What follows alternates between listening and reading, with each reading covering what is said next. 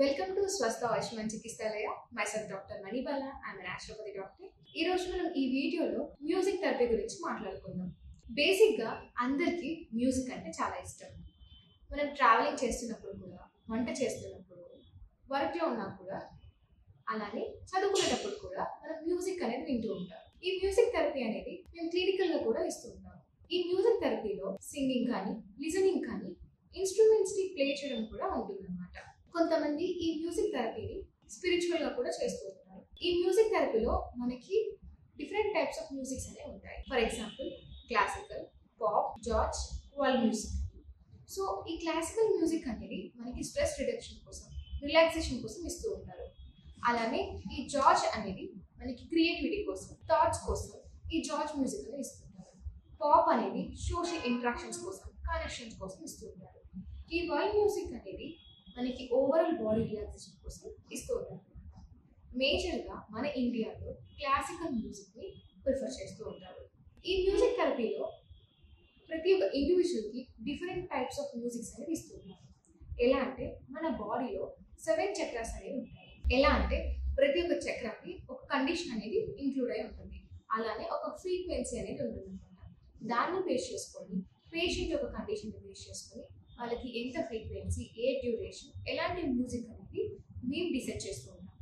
ఈ music therapy అనేది మనకి ఎలా ఎఫెక్ట్ అవుతుంది, మన బాడీలో ఎలా ఎఫెక్ట్ అవుతుంది అంటే, ఫర్ ఎగ్జాంపుల్ నార్మల్గా ఎప్పుడైతే మనం సాంగ్స్ వింటూ ఉంటామో హార్మోనల్ రెగ్యులేషన్ అనేది జరుగుతూ ఉంటుంది. దానివల్ల మన బాడీలో డోపమైన్, ఆక్సిటోసిన్ అని రిలీజ్ అయ్యి మనకి మూడ్ ఎన్హాన్స్మెంట్ అనేది జరుగుతుంది. మీరు గమనించండి, ఎప్పుడైనా సాంగ్స్ విన్నప్పుడు మనం ఒక మంచి హ్యాపీ ఫీల్లో ఉంటాం అనమాట.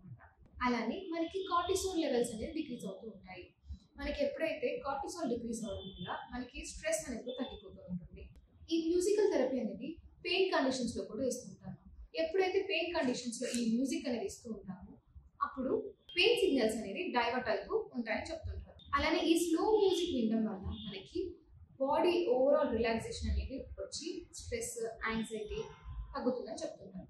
మేజర్గా ఈ మ్యూజికల్ థెరపీ అనేది కాగ్నిటివ్ ఫంక్షన్స్ ఇంప్రూవ్ చేస్తూ ఉంటుంది. మెమరీ పవర్ని కానీ, క్రియేటివిటీ, థింకింగ్, అలానే మనకి క్వాలిటీ ఆఫ్ లైఫ్ని ఇంప్రూవ్ చేస్తుంది. మనకి మోటార్ కోఆర్డినేషన్స్ ఏమైనా ప్రాబ్లం ఉన్నా కూడా వాటిని కూడా డీల్ చేస్తూ ఉంటుంది అనమాట. సో ఇప్పటికీ మనకు ఒక డౌట్, అది ఎలా అని చెప్పి. ఫర్ ఎగ్జాంపుల్ మీరు చూసినట్లయితే ఎప్పుడైనా మీరు డీజే దగ్గర నిలబడేటప్పుడు ఏమనిపిస్తుంది, మన బాడీలో వైబ్రేషన్స్ అనేది అబ్జర్వ్ చేస్తూ ఉంటాము. సో అలానే మన బాడీకి మ్యూజిక్కి కనెక్షన్ అనేది ఉంటుంది అనమాట. మీరు విన్నప్పుడు ప్రతి ఒక్క పార్ట్ అనేది రిలాక్సేషన్ అనేది వస్తూ ఉంటుంది. రీసెంట్ స్టడీస్లో ఏమున్నాయంటే, నార్మల్గా ఒక బఫెలోకి ఎప్పుడైతే స్మూత్ మ్యూజిక్ అనేది వింటున్నప్పుడు పాలు అనేది ఎక్కువ క్వాంటిటీ తోటి ప్రొడ్యూస్ అవుతున్నాయని చెప్తున్నారు అనమాట. అలానే వీటి గురించి కొన్ని మూవీస్లో కూడా చూపించి ఉన్నారు. ఈ మ్యూజికల్ థెరపీ అనేది ఎలాంటి కండిషన్స్లో మేము ఇస్తూ ఉంటామంటే, మేజర్గా మనకి సైకలాజికల్ ప్రాబ్లమ్స్ ఉన్నా కానీ, లైక్ డిప్రెషన్, యాంగ్జైటీ, అలానే మనకి న్యూరలాజికల్ డిజార్డర్స్ ఉన్నా కూడా, అంటే మల్టిపుల్ స్క్లీరోసిస్ ఉన్నా కూడా, లేకుంటే పార్కిన్సన్స్, అల్జీమర్స్, అలానే పోస్ట్ సర్జరీస్లో, ఇంజ్యూరీస్లో, ఆటిజం కండిషన్స్లో, డెవలప్మెంట్ డిజార్డర్స్ ఉన్నా కూడా, స్ట్రోక్ కండిషన్స్లో కూడా ఇస్తుంటాం అనమాట. సో మేజర్గా ఇలాంటి కండిషన్స్లో మేము ఈ మ్యూజిక్ థెరపీ అనేది సజెస్ట్ చేస్తుంటాం. మీకు ఎవరికైనా ఇలాంటి కండిషన్స్ ఉన్నట్లయితే మా స్వస్థ ఆయుష్మాన్ చికిత్సలకు వచ్చినట్లయితే మా దగ్గర ఉన్న కంబైన్ ట్రీట్మెంట్తో ఈ మ్యూజిక్ థెరపీ అనేది కంబైన్ చేసి మీకు ఈ ట్రీట్మెంట్ అనేది ఇస్తుంటాం. Thank you.